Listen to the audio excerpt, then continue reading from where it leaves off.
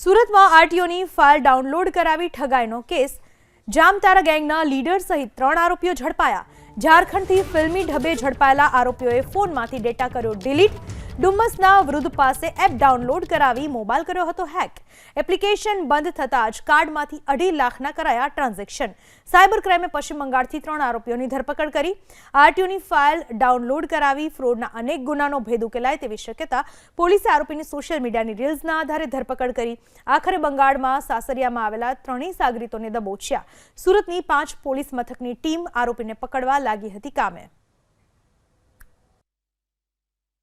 હજી તપાસ કરીને હ્યુમન ઇન્ટેલિજન્સ મારફતે આરોપીને ફરીવાર લોકેટ કરી બીજા ગામમાં જે જામતારામાં આવે છે ફોફનાથ કરીને અને ત્યાંથી લોકલ પોલીસ સાથે સંકલન કરી મિડનાઇટમાં એ લોકોએ મોટી ઓપરેશન 5 થાનાની પોલીસને લઈને ઓપરેશન કરી અને